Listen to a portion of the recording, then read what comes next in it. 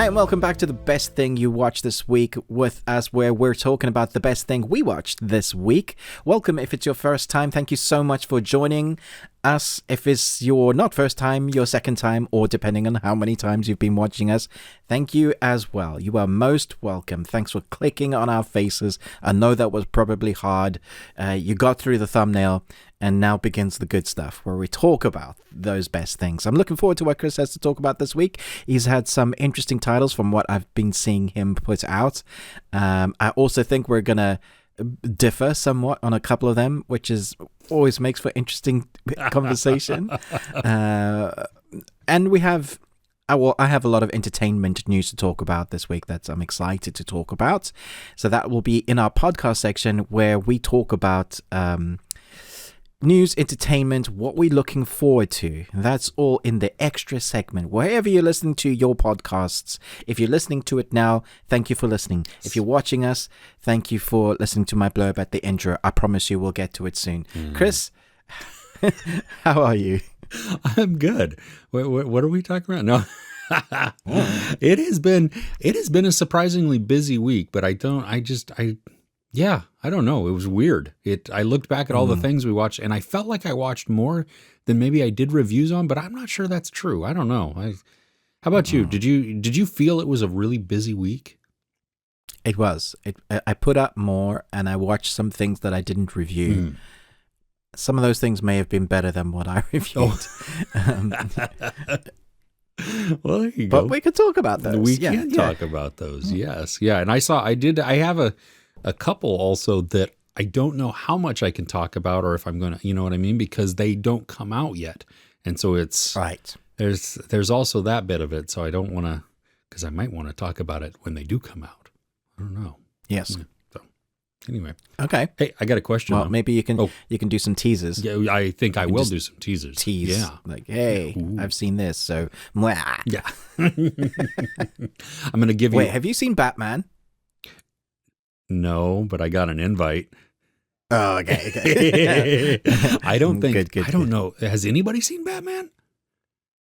I don't know. There's some people on the internet claiming they have, and I'm like, I don't think those screeners have been screened yet. Like, apart from the directs and a few close buddies, I'm not sure that's true. Yeah, I didn't even think the premiere has happened yet. Has it? I haven't seen any red carpet images. Yeah, I don't. Those people might be telling porcupines. Yeah. I did see a trailer, though, which is the first. I almost left. I mean, you know me, and I'm not afraid to run out of a theater when. Was that your first Batman trailer? No, I saw the very first one that came out, the teaser one. I don't even know when that was. When we got it showed a lot of Colin Farrell, and I'm like, whoa, that Colin Farrell, that I didn't even. This Doesn't one look was like him at all. Yeah, yeah. This one was I did see another one. I don't think I listened to it though. I only saw it. So I didn't have any context of what's going on, because it had more of Paul Dano in it. It was with him at the diner, maybe coffee shop, counter and stuff like that. And this one though was good grief. It was a Catwoman trailer. It was so much about Selena Kyle, which wasn't bad, but I haven't seen it. Yeah, don't. Oh my gosh, it's like 3 minutes long. It is. Well, there's so much footage. I want to go into it fresh. I know. Well, see, and I thought, okay, it's just going to be stuff I've already seen. No big deal. And me and my son are sitting there, and as it ended, we were like, "Was this at the cinema?" This was yes, yeah. I didn't seek this out. I should, and I mean, we afterwards we were like, "Gosh, I think we should have left." We should have walked out, because it just it was. Can you not close your eyes and like go whoa, whoa, whoa, whoa? Yeah, probably could have. Yeah. So I don't know. We'll see. I mean, it looks phenomenal. I mean, it looks very. It does. It's the more I know about it, especially with the runtime and the age restriction. I'm like, okay, cool. It's not so kiddified. Like, I don't want a child Batman. His whole story, the villains, they're all. This is adult themes. It needs to not be. They need to be able to go that extra kind of gruesome, that thriller, if they need to. Obviously not like a serial killer film, which you could do. The Victor Zsasz, he's a serial killer in the Batman world, and yeah, he's lethal. You could. Yeah. Anyway, yeah, we'll see. I digress. Batman, do you have a question? I do have for a me? question. It has nothing to do with the Batman, but whatever. It's disappointing. I know. I'm sorry. Maybe your answer could. We'll see. I'm the Batman. Okay. Yes. Okay. So if you could sing a duet with anyone, who would it be? Wow. Okay, first of all, both my mother and sister can sing really well, but I can't. So I feel for whoever has to. Like, I can occasionally hit a note, but all those in between make dogs howl. So there's things I've seen on entertainment of like Deadpool and Celine Dion, that kind of partnership. Because they did that music, and I thought that was amazing. Like, maybe I could choose someone so good that no matter how bad I am, that they just overshadow you and yeah, exactly. So I can just go like, and every now and again I'll just like hit a tambourine or a triangle and go, or like some rap guys do. They go, yeah. Oh, him. What? So you're part of the you're part of the song. I'm part of it. Yeah. I'll just knock my camera again. Well done. Yeah, so let's go. Like the lead singer from Coldplay. Chris Martin? I think he's amazing. Yeah, Chris Martin. I think he would also just be fun to hang around. But then there's like Queen. I know he's dead, but how much fun would that be? Like, the dude was just legend. The harmonies that they create. I mean, and Freddie. Yeah. But see, I couldn't even keep up with Freddie Mercury. I mean, the range that he has too. But the songs, I would be there like with him. I would belt it out because, some of the best songs, if not the best song in the world. Like, most people know like the words for the song. They don't know what they're singing. Yeah. I just love the range of his music as well. It goes from, a cappella to opera to rock all in one song. It's like it's a journey. Yes. Yeah, Queen or Coldplay, I think that would be it. Chris Martin. Okay. Yeah. Who would you choose? I would probably go. Well, Freddie Mercury was one of those that could be, because for all the same reasons that you listed, that would just be phenomenal. Yeah. I think though I would love Elton John or Billy Joel. Nice. I couldn't keep up with either of them, which is fine. I would just sit there and watch more than anything. Maybe I would sit there at another piano and pretend to play. Yeah, you could do that. And yeah. I mean, if Elton John can pretend to do a flying kick across the screen, then you can pretend to play a piano. Exactly. And I would just show up like, let us know in the comments who you'd like to. This is a great question for everybody to participate in. Who would you like to sing with, even if you can't sing? Yeah. Who would you like to duet with? Yeah, I don't think singing is a requirement at all in this. It just who would you want to sing with? Who would you like to sound out of tune with? Yes. But see, if they can harmonize, then that would be a good thing. That's one thing with Queen, just their harmonies there is crazy. So. Incredible. Yeah. Another great question, Chris. All right. So you and I recently discussed that we're going to start binging a certain series. Yes. In light of the 5th and final season coming out. Yes. And so recently I started watching The Kingdom. The Last Kingdom. The Last Kingdom. And I watched the pilot recently, and I thought, my goodness, I can't have seen it because this is a damn good pilot. Like, the amount of stuff that goes on I was sad because there's a journey of a young kid that they just flick over to, and it's been 10 years later. Yeah. And I really liked the kid. And this is the first thing I'd like to talk about. And as the best thing I watched this week was the pilot episode to The Last Kingdom, and what the hell I've been waiting on, because I thought it was brilliant. I thought it was really good. Please go. No, go. I'll chime in afterwards. Okay, so I'm a huge fan of Viking stuff, so I don't know why I've never watched it. I think I've watched the first 4 seasons of Vikings on Amazon. I love the Antonio Banderas Viking one where he has to learn the language. I think it's like the 13th Warrior, I think it's called. Oh yeah, that's basically. And he learns the language just by sitting around a fire, and then it goes into like there's this battle, what it means to be a Viking. But all the lore and everything that surrounds it, I think a lot of the time people have this idea that being a Vikings means you just go and pillage and you're just a brutal warrior and so you're the bad guys. Yeah. But even what they do in the first episode of this pilot is show that actually there was so much more going on in it, and even the battling itself, there is an honor into them. So what you want in anything in life, you've got to go and take it. And that's, and back then, that was what people were doing. You invade a land and then it's yours. Yeah. You invade that castle and then it's yours. You invade that territory, it's yours. And so that's what they did. They invaded the land and it was there. Now, a lot of what they did along the way was nasty, but I think that easily could be said about the opposite. God wills it, Christian, what they were doing was like, whoa there.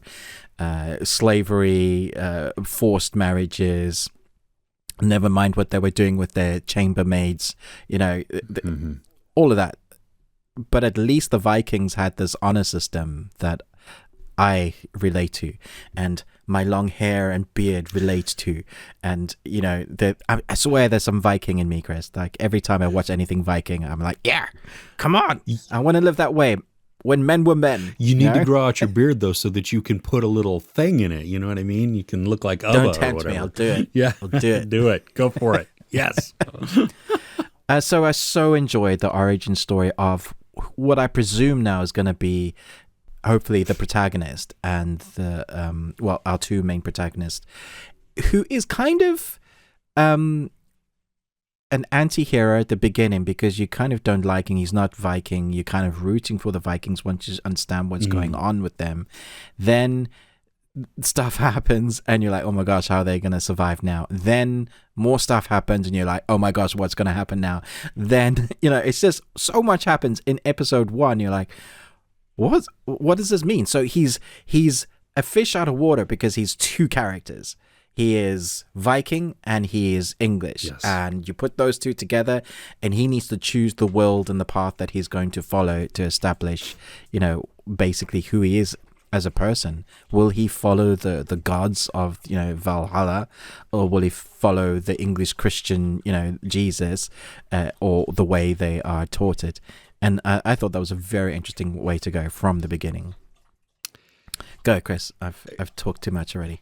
Well, let me ask. How have you only watched just the pilot episode, or have you watched a few more episodes? I watched the second one as well, and just continue. I think I'm on. I saw your question face. You're like, oh, yeah. Well, something's gonna happen. I think I'm on episode 6 now. I think something like that. Oh gosh. Okay, so you're into it. Oh yeah, dude. No. My question. Now I've had one of my viewers for well over a year, named Zeke, has been like, Chris, why aren't you watching The Last Kingdom? You need to watch The Last Kingdom. When are you going to watch The Last Kingdom? I'm like, I know. Right. It was just one of those that there's so much there that I missed. Now that I've started, it truly is, what the crap was I doing? Why haven't my wife was even last night as we were finishing up one of the episodes. She's like, why have we not been watching this? This is it's so good. Phenomenal. Yeah, no, the storytelling is so good. And I agree. At the beginning, when it skips over really the development of Uhtred and how he goes from boy to man, I think it would have been good to see more of that. But now I don't even care. Like, you know what I mean? Because I know that he spent so much time with Ragnar and becoming his son, and just that relationship. Man, I love that character. Seriously, it is. I was so sad. Oh my gosh, no, it's so good. Well, and it, the transformation of the story as it progresses. I mean, you can see some of these things coming along, and you're like, well, I understand Uhtred's motivation, because I know what he's trying to do. And he, I mean, it even explains it. I mean, it's not like you have to figure every bit of this out, but you can see, well, he's here. He wants to get here, not necessarily in physical location, but he's trying to get back some of what is his. But then there's that honor and the duty that his adoptive father. Duty. We're 10. Sorry. No. Off track. No, it's okay. It has enthralled me. It really has. The story is just like, I see some of where it's going, which is good. Yeah. Because that's what is also intriguing me. Because it's like, ooh, I see the path that I think you're taking, and I see some of these other side things where they're scheming, but I don't know exactly where it's going to end up. I mean, you figure... Yeah, it has me intrigued, because how do they keep it going for 5 seasons? Like, what story is there? Like, surely once you've captured the land and reestablished, like, what do you do next? Like, once you get to, what's it called? The Last Kingdom, which is representative of, is it Wessex? Is Wessex the Last Kingdom? Is it? I don't know. There was a land that they said. It may be. Yeah, because isn't that it? Because they've taken over Northumbria and a couple of the other places. I love all the scheming. Like, as I was watching it last night, I was like, this reminds me in a way of Game of Thrones without like the magic. You know, it has some of that. Scheming is the best word that I can come up with. I mean, it just, there's the political dealings, there's all of the power plays that are going on, and all these chess moves, and that the people that say they're your friend or they seem like they're noble aren't necessarily that way. And it just, there's characters that have come back in now with in episode like 4 and 5 that or 3 and 4 and 5, I don't know which episode I'm on, so but it that I like and I want to see more of, because it intrigues me to see how the relationship with Utrecht is, and how they work together, and what that means moving forward, and I think honor plays a lot into that, honor and family. And so it's, I don't know why I have not watched up until this point, but now it's like I'm totally hooked. And we have... And this week you need to watch Vikings Valhalla. Yeah, exactly. Well, that was the other thing. That's really going to mix it up. Well, and I was like, I don't know that I want to, like, once I start Vikings Valhalla, I don't want to stop that. I can't stop that because I'm going to get all messed up of who's who and where things are. Exactly. Yeah, absolutely. Yeah. Okay, so what's the best thing you watched this week, apart from The Lost Kingdom? Let me go with Uncharted. I know you got to see it last week, but I had so much fun with this. I'm so glad you liked it, because have you seen the hate it's getting online? Yeah, and I understand that if you go in with a highbrow type of sensibility for this movie, that it's not... but I don't understand why you would. No, for me, there was the action adventure, there was the treasure quest, there was the insane stunts, and then it had good comedy within there. Not like overly trying to be funny, but just the sarcastic banter between it. And really, Mark Wahlberg, he brings most of that, just that dry humor that he comes in, and all of that was exactly what I wanted. Now, I am glad that the opening scene that we see that we've seen in the trailers with Tom Holland falling out of the plane, on the big cargo things. Yeah. Like when it goes to black, and then it we see the flashback, I'm like, okay, here's the deal. If they don't resolve how he survived that, I'm going to have a massive problem. You can't just create something so outrageous like that and then never revisit it. Now, I'm glad that they did revisit it, and there is a large amount of disbelief that you do have to suspend. Oh, yeah, like the tumbling in midair and moving upwards, regardless of how strong you are, or CGI Tom in moments, which was cleverly put together, I thought. Yeah, it looked good. But when going into an Indiana Jones or National Treasure, that's what you think, right? You're like, these are larger-than-life characters. They are able to do this stuff because they're the heroes, right? Exactly. And you see, I mean, some of these, like, when they land in the ocean, and they're sitting on or they're laying on something, you would have died at that. Oh, for sure. It's the cut to the ocean bit. Yeah, like, yeah. That's me, splat. Yeah. But that's okay. I didn't mind that. I mean, and the we see parts of it in the trailer where it's the two ships, being flown by the helicopters. Loved that scene. Wasn't that? I mean, it was just, you have like true pirate moments where they all, they shoot the things and they swing on, and it's like great. And it's in the air. How do you take pirate moments and make it even more ridiculous? Yeah. You put it in there. Yeah. And it worked. That was the thing, that it was fun. Yeah. Yeah, my son and I came out of the movies, and because we bought tickets because there weren't any screeners around here, and it was like, you know what, that was just a lot of fun there. I mean, we had a great time. He saw the Naughty Dog sticker in the thing. Nice. I knew it was coming up, but I didn't see it. He was like, it was pretty brief, and I was like, okay, I don't even know what it looks like, so I didn't know what to look for. Yeah. But then when what's his name? I don't. Northman. Yeah, when North is on the beach there, my son starts chuckling and nodding, and I'm like, well, I see what you look like. So my guess is that you have something to do with the original game. And so afterwards, I was like, the voice. Yeah. So that was, and we were talking about how I guess Nathan Fillion was part of the inspiration for the look of the character within the games. Is that correct? There was a fan-made short. Okay. With Nathan Fillion. I don't know if he was. Yeah, that was after the games though, so I don't know. Oh. And it was great, really, really great. It's on YouTube. Okay. If there was like an older version and he could get back into the shape as he was, because I think he's a bit bigger now.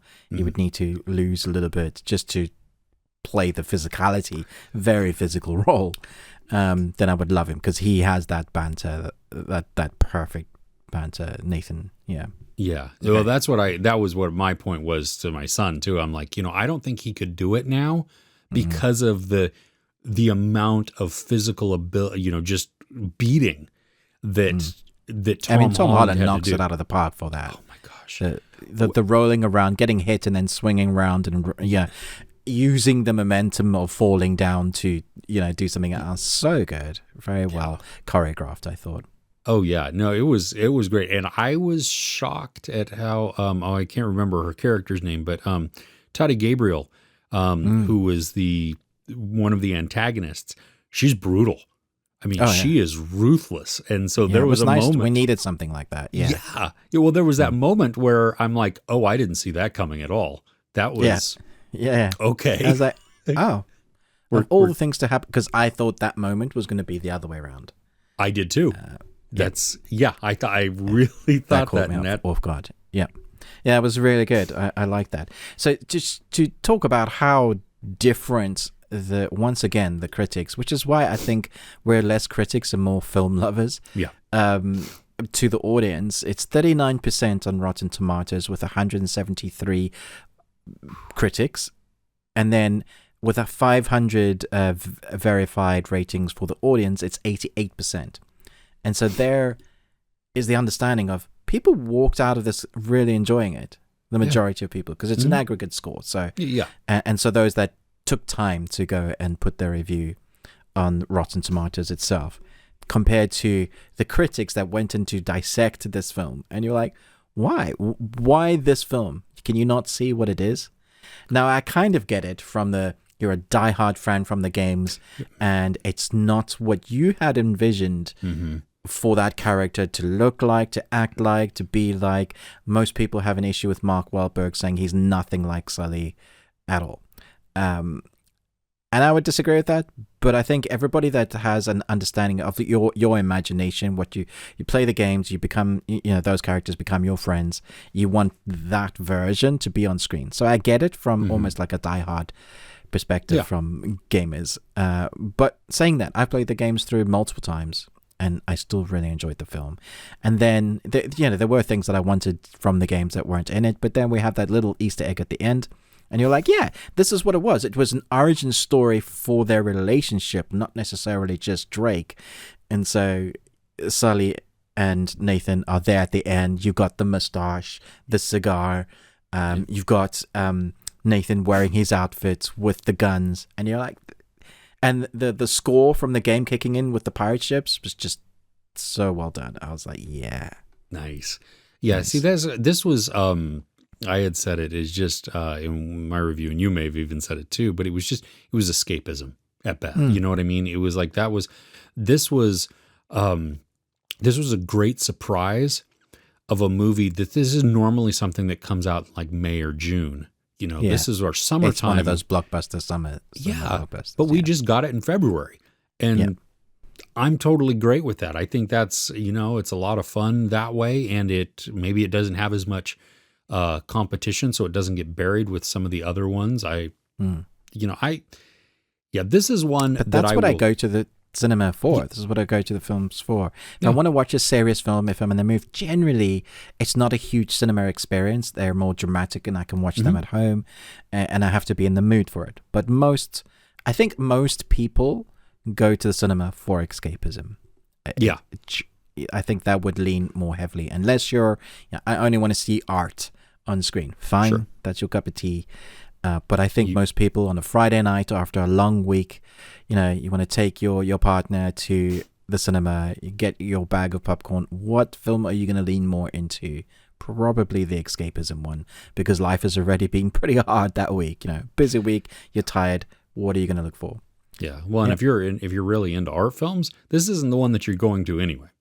No, you wouldn't click buy on that at all. No. Right. And I think, for me, when this one, especially, because a lot of the time we get access to screeners and stuff. And so I have to balance remembering that I didn't pay for this movie to see it. And so what would it translate if I actually had to output the money to do this? Would I like that or whatever?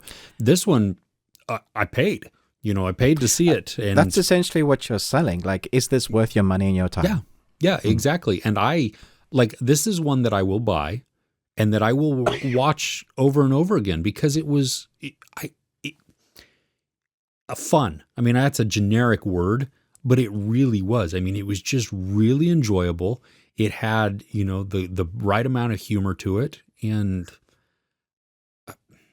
I want to see more now. I think that's it too. Like, I want to see another adventure with them. Yeah. Especially because... I agree. I hope that the naysayers, the grumblings, doesn't mean that we don't get it, because the director has been very vocal, and, he's got lots planned and stunts that he wants to do on screen from the games. One of them is the big car chase that he desperately wants to put in. They just couldn't do it for this film. It was too much. It was big. And in the game, it lasts like 20 to 30 minutes. It's a long chase scene. Oh, wow. So it'd have to be massive. So, I don't know. Yeah. Well, I hope we do get more. And, I was telling my son last night, because we were re-talking about it, I was just like, you know what? This movie is what I wanted Red Notice to be. Right. Yeah. And I was trying to think about it. I was like, what made it different? Because think about it. It's kind of it's a similar premise. You know what I mean? They're on a treasure hunt. They globe hop. But what was it that, and I think it was faster storytelling. I think it was more efficient in that. You know what I mean? Where they got to the point faster, got us to the next area, but then the comedy was tighter. Like, they weren't trying to insert comedy to be comedy. It was just working in as they're moving along with the story. Sure. So I'm hoping for number 2 for Uncharted. I think that'll be really great. Yeah. Really fun. And now for something completely different. That's on my best thing that I watched this week. There's a new Apple TV series that dropped this week. I haven't reviewed the whole lot because I haven't seen all of the episodes, but I believe the first 2 episodes dropped. Directed by Ben Stiller. It's called Severance. Mark leads a team of office workers whose memories have been surgically divided between their work and personal lives. When a mysterious colleague appears outside of work, it begins a journey to discover the truth about their jobs. I have to say that Ben Stiller needs to just direct. If this is what he's capable of, my goodness. It's so creative. And the mystery is rife. Like, it just makes you want to know what's going on, which is the reason why you keep watching, because what's going on screen is bonkers. Like, you have no idea. Everybody in this office is weird. Your office workers, if I didn't know any better, I would say they're like android or robot. They have like deadpan faces, or they're always like smiling weirdly. That's weird. Imagine the moment you step out of your office, you don't remember what you did that day. You only remembered all the time leading up into coming into the office. You literally have 2 separate lives. So it's you. So this is how secretive the work is going on in the office. So the moment you step in to the office, it's hard to wrap your head around it. You forget everything else outside. You only have your memories of the office. So it's like no time passes. It's like you never leave, because the moment you step outside, you step back inside again. The only way to tell time is that you're looking at the clock, or you're feeling refreshed because you have slept on the outside. So does that mean also, though, that on the flip side, that your life outside also has no memory of your work, and so you are continuously just not at work? Exactly. Yeah. So you have almost no purpose, but you do, because you're getting paid salary. You must feel tired at the end of the day, because you as you step outside that office, you're like, it's night now. I came in the morning, and but you don't know what you did all day. That's an intriguing concept there. Just that premise, and then you have there's some nasty dark thing happening in the office without giving stuff away. So you have a really great cast. Like John Turturro is brilliant in this. Like, I didn't know he was in that. Yeah, he has a great, really, his humor is like, he's allowed to kind of play with his dry humor in this. You have Zach Cherry, who is also, again, dry. We have Adam Scott, who's the protagonist. Christopher Walken, who just pitches up for whatever reason. Patricia Arquette, she's the boss. Deichmann Lackman, I'm trying to remember. She was in a lot of Joss Whedon content, like The Dollhouse and things like that. People will recognize her from. It's a really, really great cast. And then Ben Stiller's directing is incredible. He does this centralizing look where everything's like middle. If you remember, in my review, I think I talked about it, like Mad Max Fury Road. The whole idea of the directing is that you get the eye line to be like that middle central. That's wherever. And if you watch the first 5 minutes of Severance, the establishing shots are wide, but your eyes are drawn to the middle. When you see the person, they're just middle. When you see the aesthetics of the building, it's all middle as like walking up to like this like table of where you're going into the receptionist. It's all middle. So it's a very specific type of directing, which I think is handled incredibly. I don't think it's art house. So some people are like be put up. I just think it's mystery. Okay. That might be pretending that it's more art house because it's so different. The look, the color palette. But the thing that has me worried, stories like this with the mystery, if the ending reveal isn't as good as the story and the journey that you went through, you always feel let down. Sure. And we've had a lot recently that I think some of them have, kept that landing, but some just don't. So that's what has me worried. For the moment, I think it's excellent. If you watched, did you get a chance to watch these? I didn't get a chance to watch it. No, we actually, it was funny last night. My wife was like, didn't that series that we've been looking forward to start on Apple? And I was like, so we were like 5 minutes into Last Kingdom, and I paused it, exited out, went to Apple TV, and was like, yep, there it is. Okay, first 2 episodes have dropped. Next one is like next week. It's like, geez, okay. Well, and they all seem to come out on Fridays, which is just... Yeah, doesn't help when there's so much coming out on Friday. Yeah, I was like, Apple, you need to spread things. Even your own stuff. I mean, because they have Suspicion, which I think Suspicion may not be on Fridays, but they have, Servant, I think, is Fridays. Now Severance is, which all S's, which is weird, on Fridays as well. But their best content is all S. Yeah.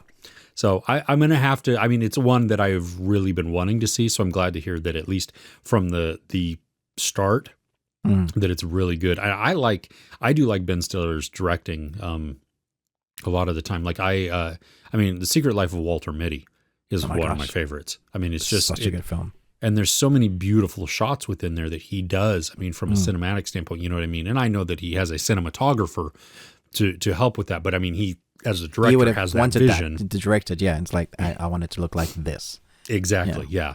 So, yeah, that's good. I'm glad to hear that it starts out well. Yeah. So I'll be checking that out. Right on. Cool. What's next on your list? This one was okay, so it's Dog.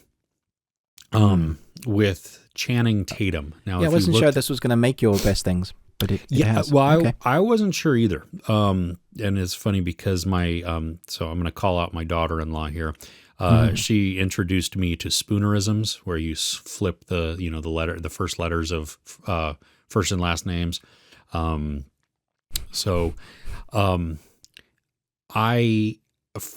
She was like months and months and months, maybe even a year or two ago, she was like, Tanning Tatum.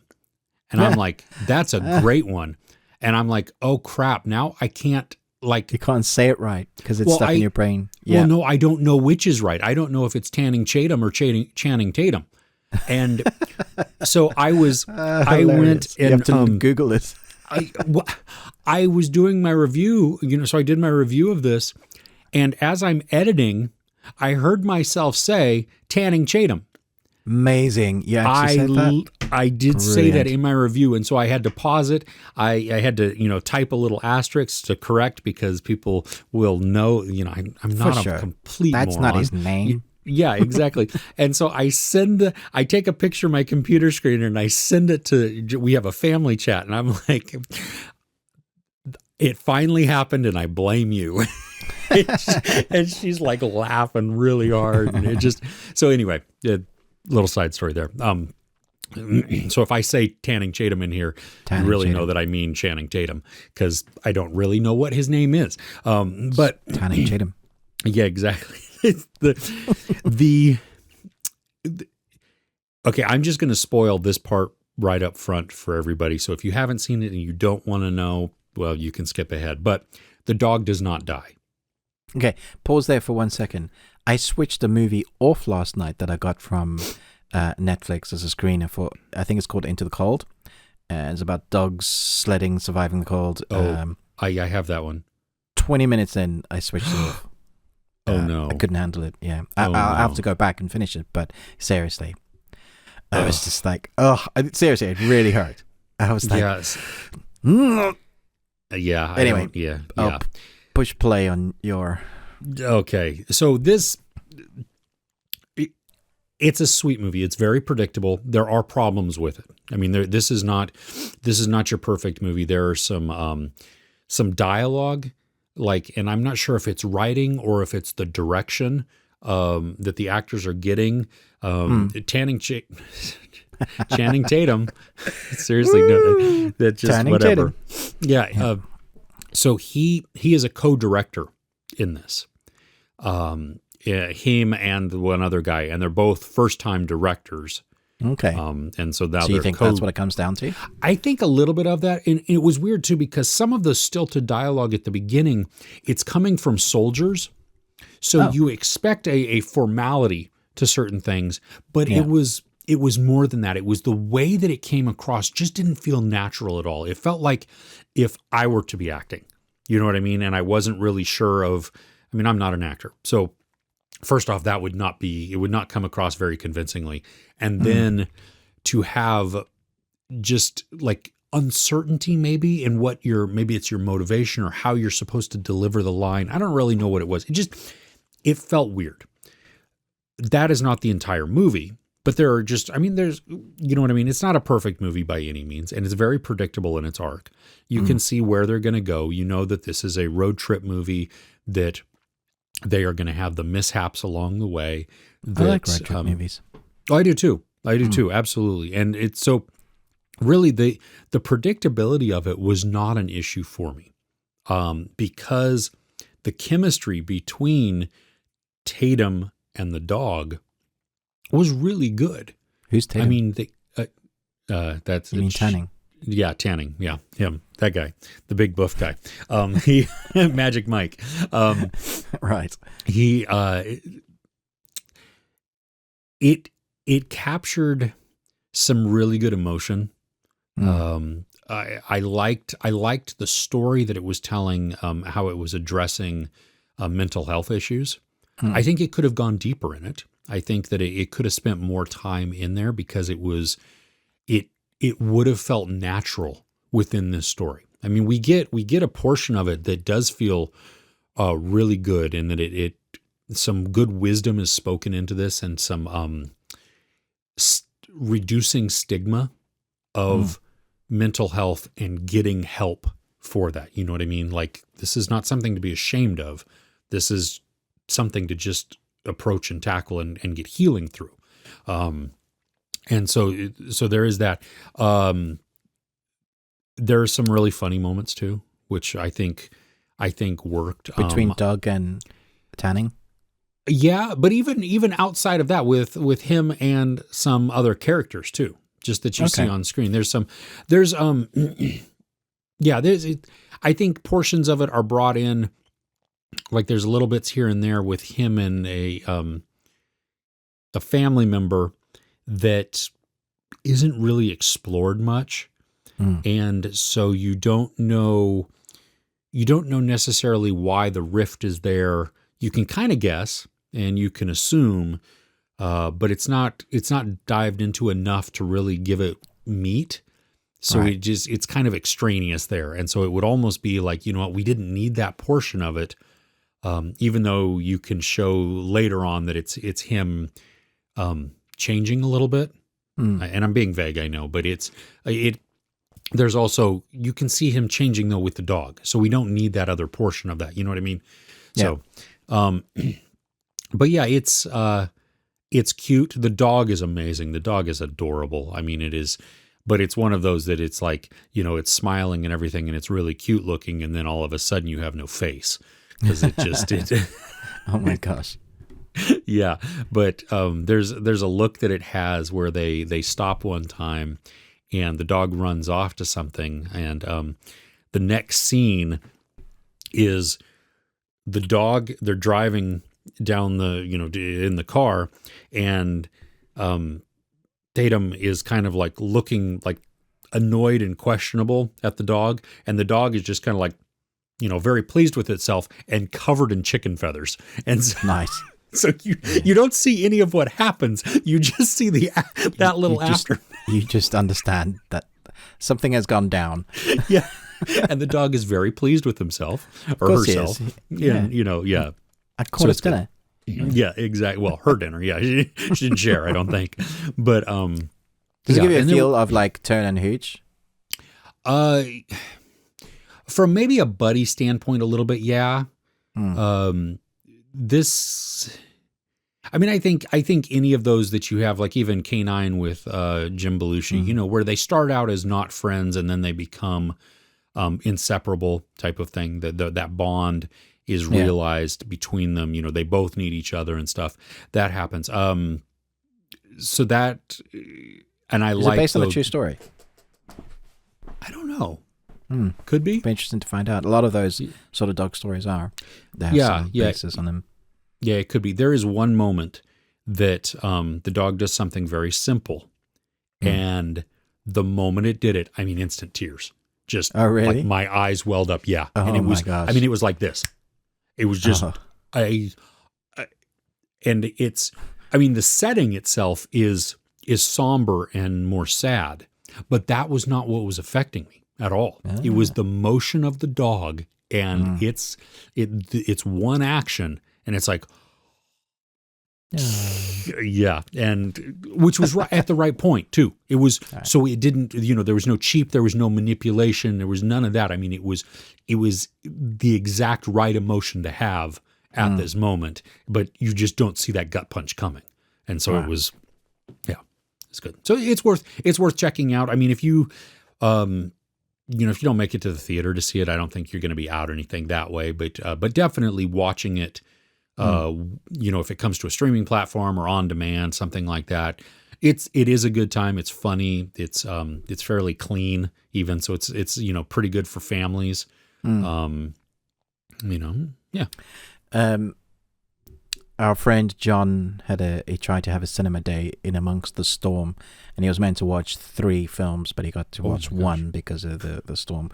One of which was Dog, and he was talking to me because I was saying I probably wouldn't go to the cinema to watch this one. I'll just catch it on streaming. And he said that would be a mistake because the cinematographer is actually considered to be like a good one in Hollywood, and he said you can see just some of the wide shots that are just really stunning to look at. Did you find that?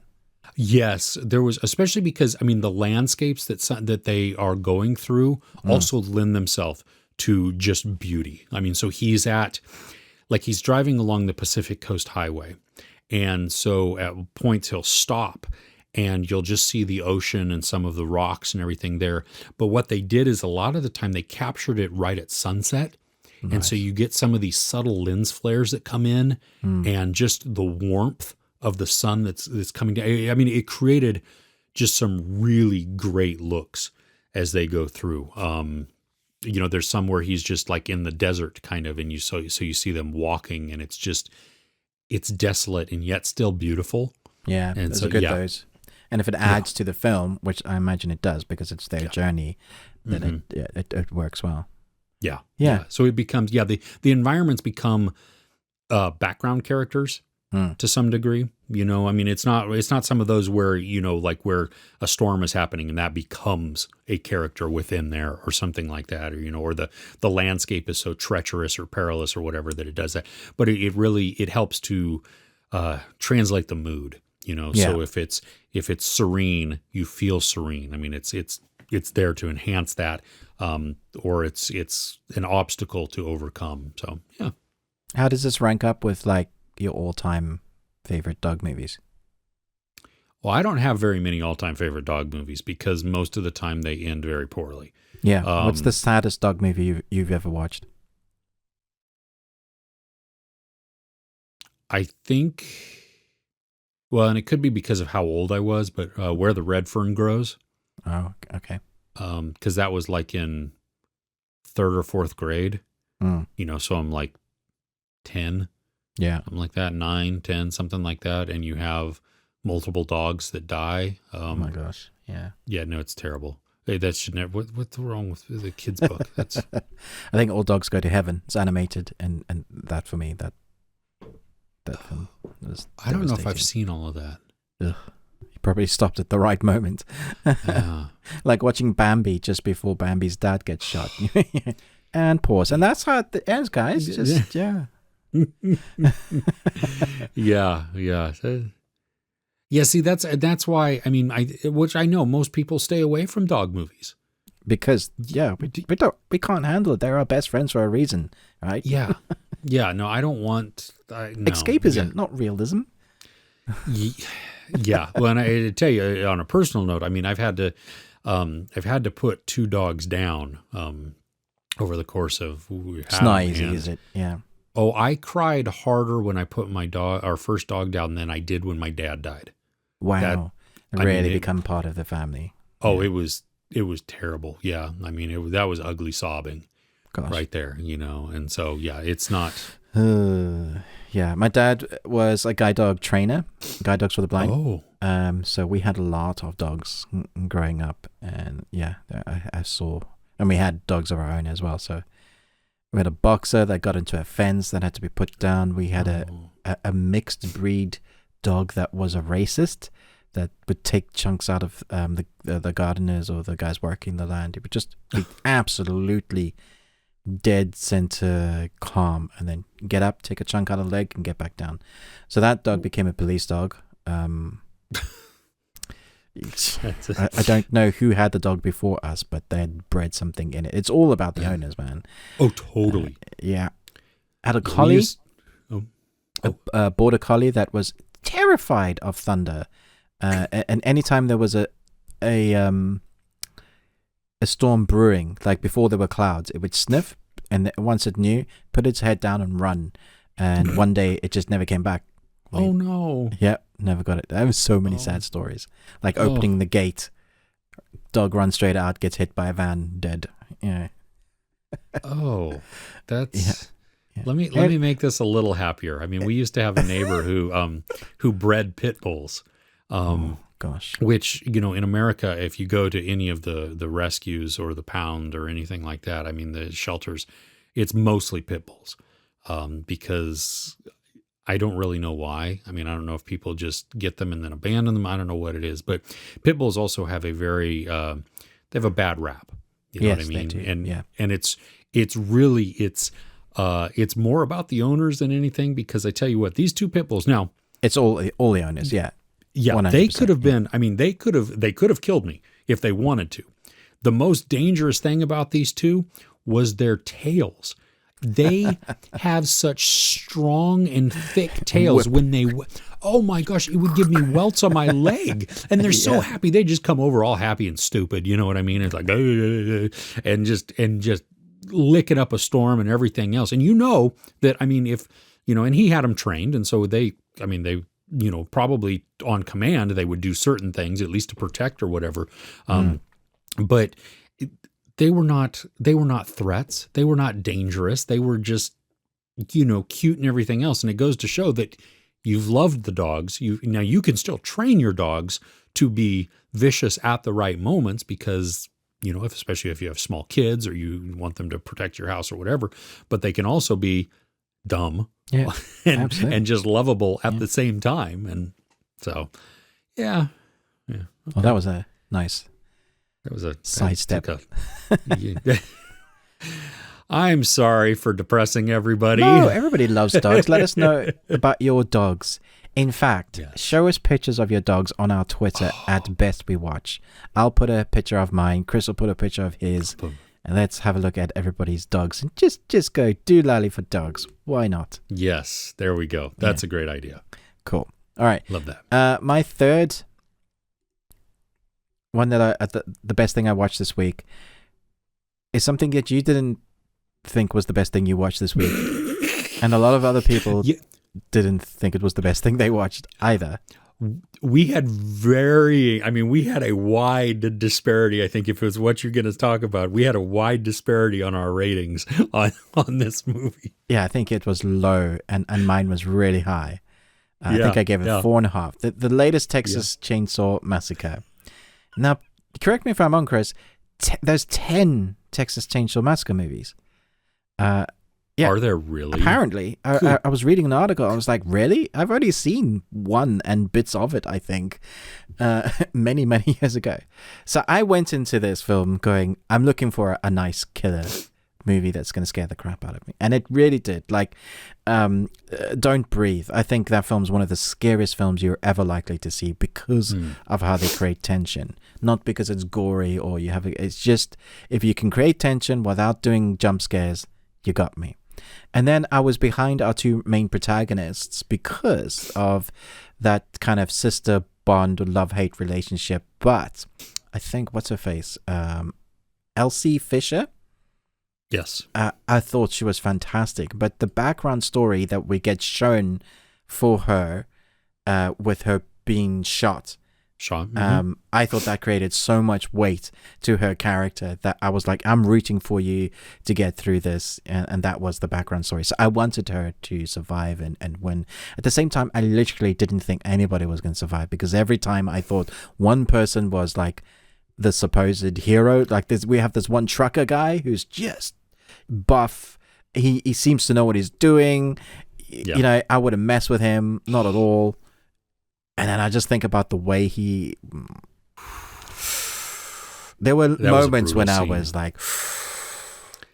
Yeah. The bus scene, it's a bit in the trailer, so you kind of know. But oh my gosh, that is got to be like the buffet of gore and body parts, almost like the most I've ever seen, I think. I was smiling because I was just, what is happening? Oh, yeah. No, it was nuts. Well, and I read that the director, they actually went back in and rewrote part of that to include more gore, because they were like, this is called Texas Chainsaw Massacre. Right. We need a massacre. Yeah. Yeah. All right, Chris, tell me why you didn't like it.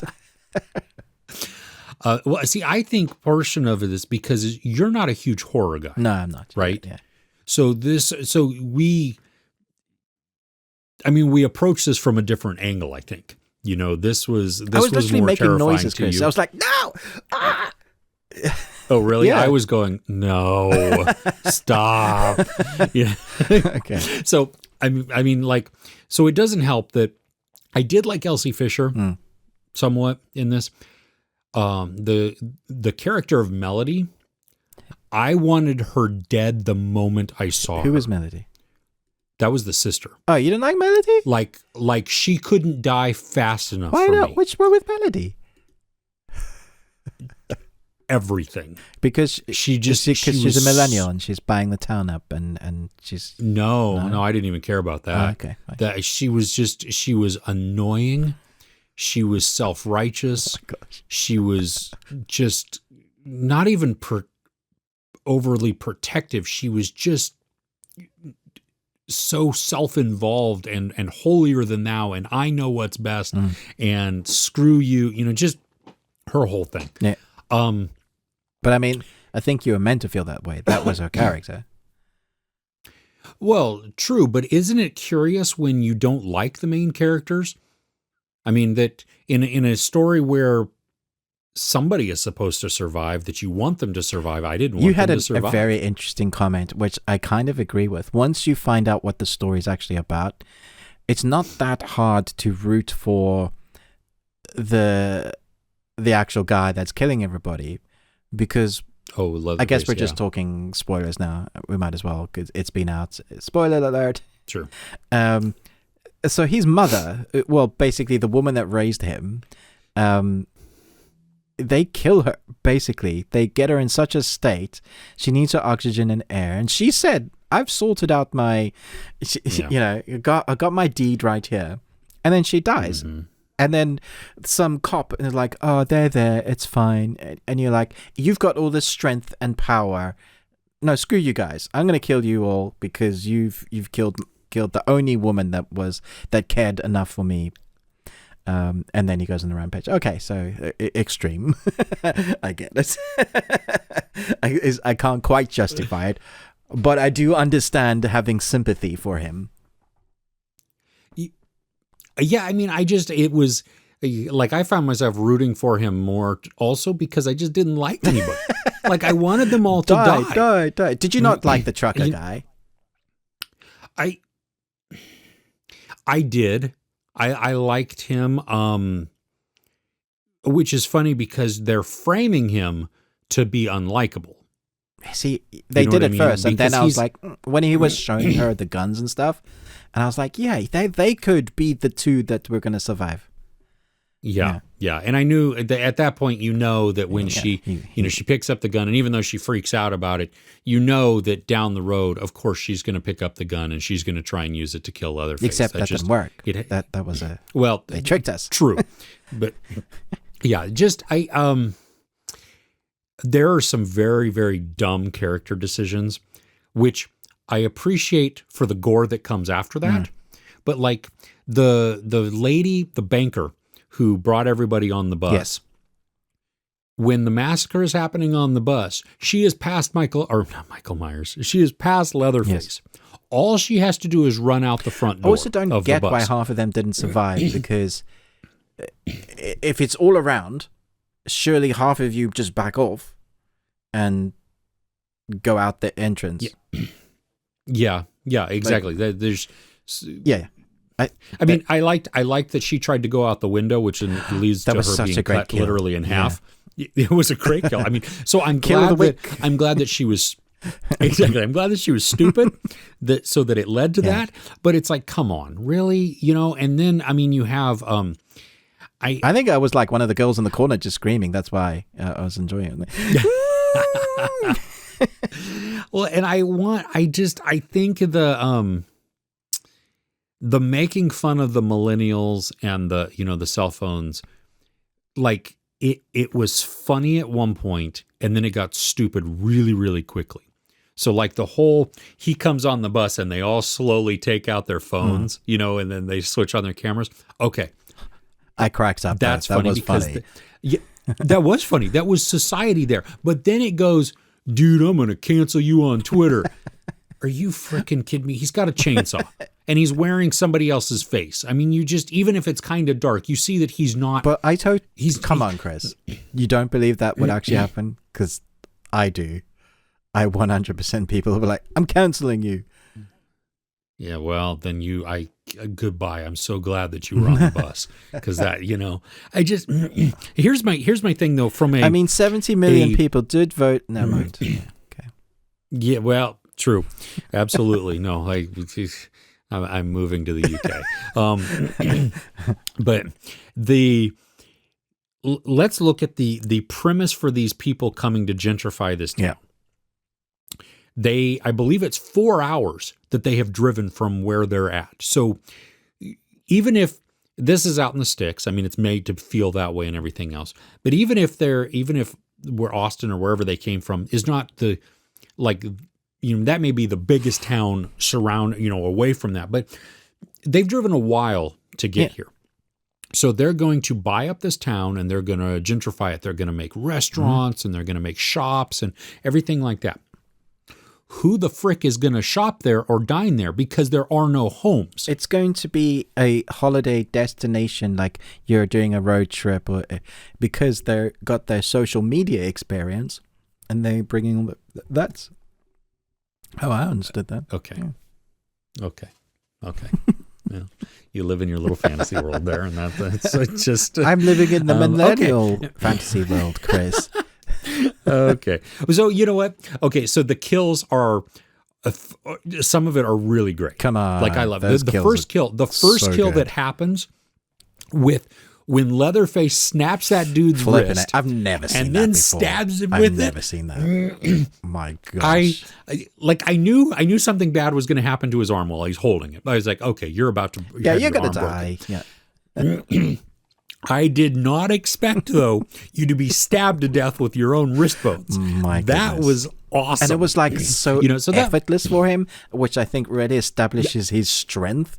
And you're like, oh, this is a monster. Like, yeah.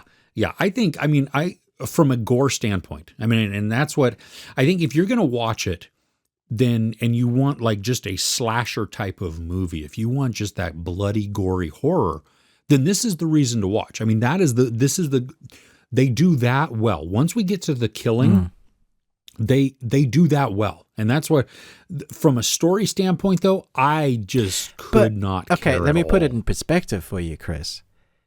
Halloween Kills? Like, that was a terrible movie. But way worse than this. And what did you rate that one? Probably a 2. And what did you rate this one? A 2. They can't be unequal. This one surely has to be better than that nonsense. This had better kills. Yeah, but okay, well, fair enough. You know what? If I were to get, well, no, I just have to lower Halloween Kills. That's all right, that is. I don't have to raise this one. I tried. I know, and it's okay. And I'm glad that you enjoyed it. And I know that a lot of people who are watching this are enjoying it for the slasher that it is. And that's what, and that's what I acknowledge too. I mean, I considered giving this 2 scores because I from do that one, with from some just, of my reviews, from a gory standpoint and from wow, you went for just balls out horror, just slasher, kill everybody. I would go 3.5, 4 with that because it was brutal. It was brutal. That's one word I would use for it. Yeah, brutal. Yeah, it was great. But then from the story standpoint and the character standpoint, I just didn't think that its story really mattered in these films. Like, isn't that some kids end up in a desolate place, they wake in evil, and then you see if they survive? Isn't that the formula? But see, like with the first one, I mean, it's so much more psychological. Like, I think, and I could be mixing up which movie it is, but there are some where they're strapped to the table, sitting around this deranged family's home.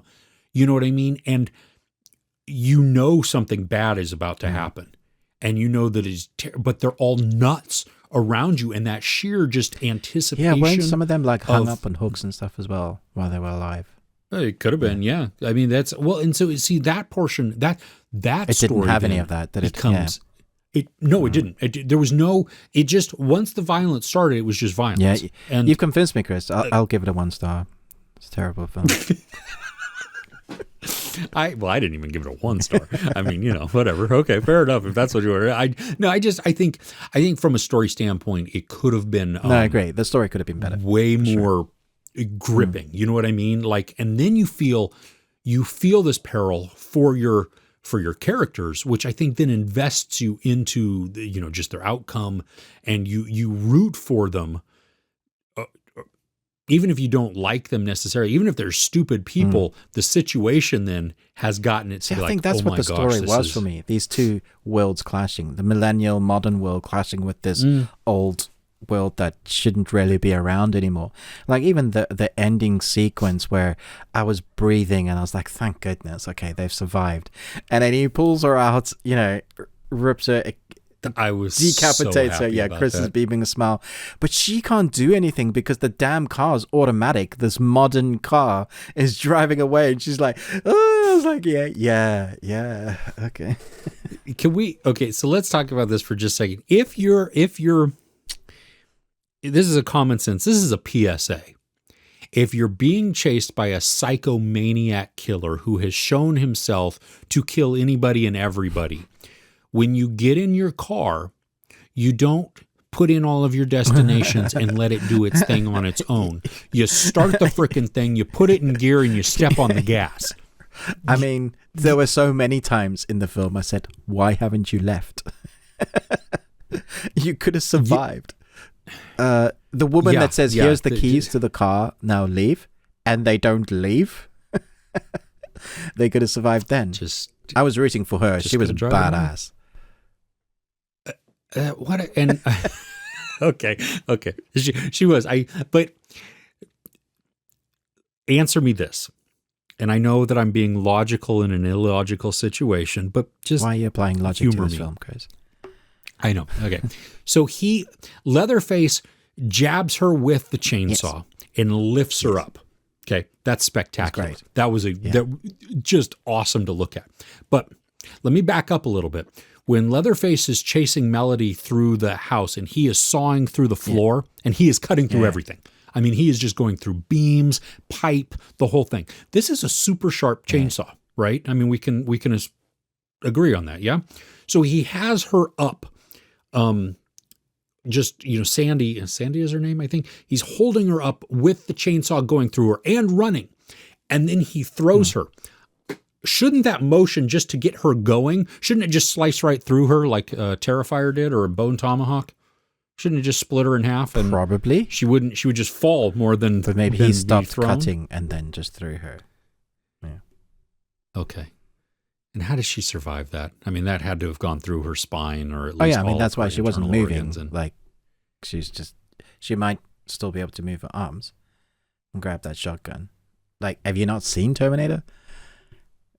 I'm sorry for applying any sort of logic to this Chris. movie. Are you kidding? Yeah. Leatherface. Yes. So anyway, that was the third best thing I'd watched this week. Obviously not on your list. I'm glad that you enjoyed it. And from a gore standpoint, I mean, it's a good thing to watch. Yeah. So, yeah. Lots of buckets of blood. Yes, totally. Okay, I'm going to briefly touch on my third thing because it's kind of weird. Maybe I should. No, I haven't done my review for it yet, so I'm not going to totally go into it. But Cyrano, which, so this is only coming out now in California, like next week. Yeah, and I think it's been out here, but it's also as a release coming out now. I don't know what's going on with this film's release date. Seriously. Yeah, it's been in very limited release. And I know it came out before the end of the year so that it could be up for Oscar consideration. Now, I had not seen a trailer for this at all, so I went into this knowing that it was Haley Bennett and that it was Peter Dinklage, and that's about it. Right before I went to the screening, I found out it was a musical, and I loved it. Really? It was really. This doesn't look like my cup of tea at all. Like, it looks like I would just fall asleep. There are portions that feel like music videos, which are a little weird. I'll grant you that. I'm not sure I like the ending of the movie. Peter Dinklage, he's reason enough to watch it, isn't it? Yeah. Spectacular. His facial expressions that he does, the consternation, the disbelief, what's consternation mean? How do I mean that? Like, is it like minute subtleties, like in his facial movement? Like it's like how he carries himself. Like you're not. I mean, it's an emotion. It's kind of, I would use it as kind of a confused, disappointed, upset. That's interesting. Type of thing. You know what I mean? Like he does a lot of really good facial expressions.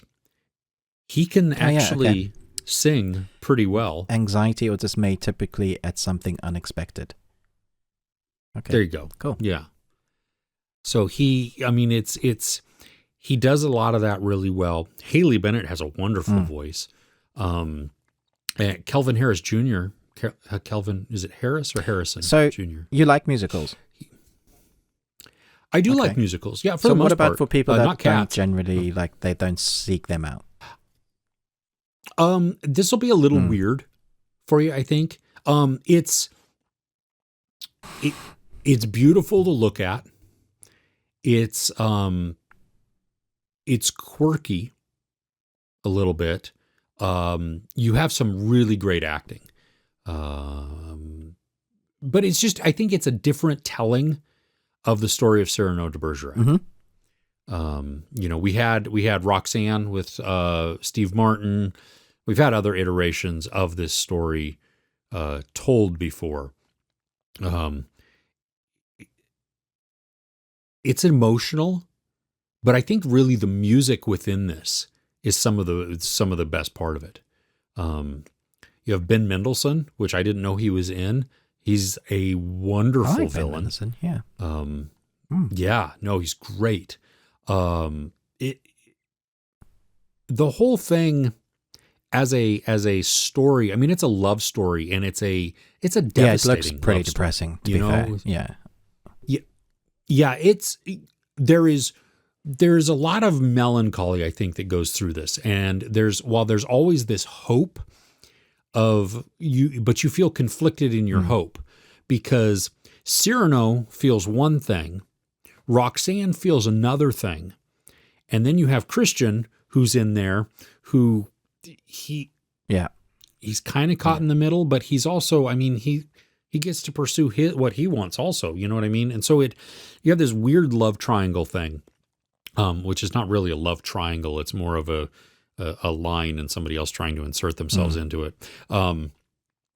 The ending is not what I wanted for the ending. Doesn't make it a bad ending. It just doesn't make it one that I wanted for the story. You know, I've spent this time, and this is really why, like, I know everybody loves La La Land. I don't like La La Land at all. La La Land.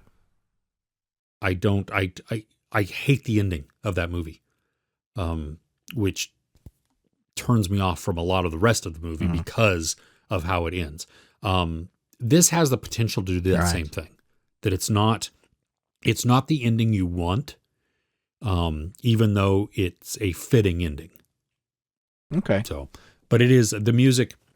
The music is really well done. The cinematography and the way that they capture some of these performances, even though some of them do feel a little bit like a music video, they work. There is almost like a rap battle that happens at one point. And it was, and it's not really, I mean, it's not really a rap battle, but it has a little bit of that feel to it. And it's done. I mean, if you like period pieces, this is something to watch. I mean, because the costume design is outstanding. You know, if you like musicals, I think you'll enjoy it because the music itself is really, really good. It's got to be better than the Angelical Cats. Yeah. Yeah, I don't even. Yeah, no, the way that so not even hard to do that. I mean, but it was while not on the level of Les Miserables, it was it had some of those same feels at different points. You know, and so it was. I don't know. I was surprised at how much I liked it, and I think maybe some of that was because I went in completely blind to it and I didn't know anything about how this movie was going to be. But nice. Yeah. I think if you're not a fan of period pieces or musicals, then this is certainly not one to see. You know, there's no draw in at all for you. Even if you love Peter Dinklage, I mean, he's not going to be enough to pull you in. And it's based on a Broadway play too. This version is based on a Broadway play. And so, you can see some elements of that as well within there. Okay. Nice. So, okay. There you go. Yeah. Cool. Well, that's those are the best thing that I've watched. I did want to briefly touch just before we jump into Fistful of Vengeance, because my goodness. I didn't get a chance to see this. Is it good? So bad. It's nonsense. It's complete nonsense. There's a couple of fight scenes that I could that's worth watching, but with the two main actors in it, why wouldn't you just watch The Raid? If you're just in it for the fight sequences, watch the Raid movies. But my goodness, the story and the acting is abysmal. It's bad. Oh. It's worth watching to laugh at. And I feel sorry because I love Aiko Uwais. Yeah, I just think they're phenomenal fighters, and it's like Hollywood has what did you say the other day about an actor that they haven't, it's like they've tempered them but in their fighting style, right? It's like Ryan Reynolds is not allowed to be funny. These guys aren't allowed to be great martial art fighters. It's so many cuts as well, and these guys are damn good at fighting. Why wouldn't you show it? And that's not the whole way through that. And there's one particular fight sequence where the camera flows out of the building, doesn't cut, and flows into the next fight. So there's 3 fights happening around the building, and it just kind of follows. And I thought that was really clever. That there were some clever camera usage, but it's not a great story, and it's just ridiculous. And I actually think that the series was better than the film, and the series wasn't good. So, did you watch the series? Oh, it was Wu Assassin, right? I think I saw the first episode or part of the first episode, and then either I don't know why I didn't. Because you saw the CG and what is this nonsense? Yeah, that could have been what it was too. Yeah, see, and that's unfortunate. Yeah, you were talking about. I mean, because that was the one thing that I was looking forward to, because you have these 2 martial artists who are phenomenal. They're so good. I mean, why not? And that doesn't make any sense to me that you would want to restrain them in what they do so well. I mean, isn't that the selling point of this movie? I mean, if you're gonna, it's like taking in Texas Chainsaw Massacre. If you take away the gore and the kills,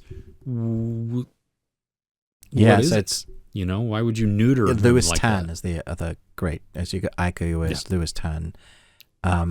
It's sitting at 50% on Rotten Tomatoes for critics and 44 for audience. So yeah, Really? and that would be the fans of those as well, that of Louis Tan who have said, yeah, no, this is crap. And that's surprising, because on a movie like this, you would typically expect the critic score to be even lower. And if it's a bad movie, the audience score is typically low too. But to have it lower, then that's different. Anyway, so it's not the best thing I've watched, but I was just like, yeah, I guess I'll touch on that because I was excited to watch it. Is there enough? Well, yeah. Is there enough fighting though that I could watch it? Even there though is a lot bad, of fighting, but you do find whenever when there's downtime, you're just like, just literally to the next probably fight. just want to skip because the story doesn't really make sense. You could just go, oh, fight scene, yeah, watch that. Like that's fun. Watch the fight scenes, and it looks like. So I could be wrong, but it does look like this could be a franchise to rival the Fast and Furious in the martial arts. So it's ridiculous enough with big action sequences that, and the stars are big enough that Netflix could go, yeah, we could do a few more. And it looks like they're leaving it open for more. So yeah, Fast and Furious martial art films. But even the Fast and Furious have a few good films in them, right? Well, yeah, that's what I was going to say. Like the beginning, at least, those storylines were engaging. I don't know if we're going to go great, but they were at least engaging. You know what I mean? And you felt for the characters and you wanted to, Okay. So we'll see. Looks like there's life in it. And if Netflix keep greenlighting it for some reason, like Space Force Season 2, all right then. Yeah. I don't. You know what? The second season, it did get better as it went along. It's too little, too late. I think. Like it is better. Yeah, it is better. But that first episode of season 2 was terrible. It was so unfunny, and just when they got into their little. I guess it's like episodes of we're going to get up to mischief this episode. We're going to get up to nonsense. That, I think, because they stepped back and made it more The Office, it started being good. But I can't see it being picked up now. Because you might have started finding your footing, but is that enough now? Because everybody, the audience has already left, right? Nobody expected this to get a second season. Well, yeah, exactly. Yeah, the first season wasn't good to begin with, and then the second season took too long to find where it needed to go and find its voice. That I think they clicked. You know what I mean? Because by the end, I was enjoying it. It wasn't like I wasn't hating on it, but it was just like that first episode I watched it.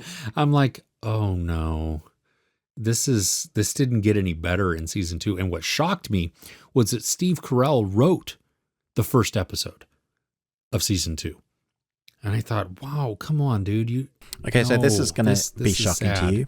Did you know that on Rotten Tomatoes in season 1, the critics gave it 39%, but the audience gave it 75%?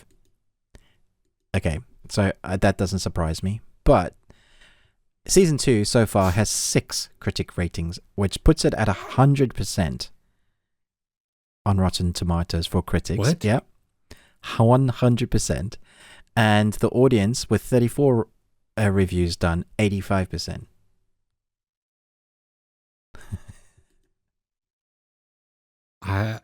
Okay.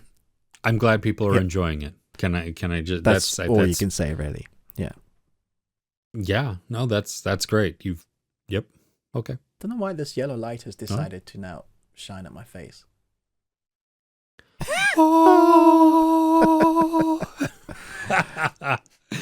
Well, I think on that note, we're done with the best thing we watched this week.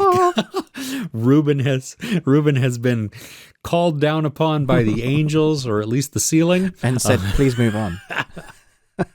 Yeah.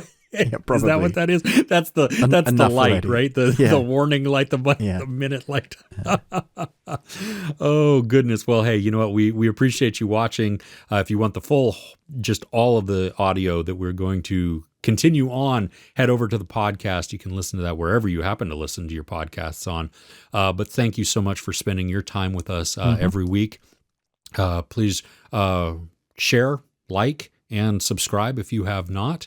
And don't forget to share with us the best things that you watched this week in the comments, and tweet at us, best we watched. Send us in your dog photos. That would be wonderful. We would love to see any of your dogs. Really, I mean, cats too. If you have furry friends, we're perhaps all if you're about a furry that. And friend, if you have, yeah. Oh, well, okay. That. On that note.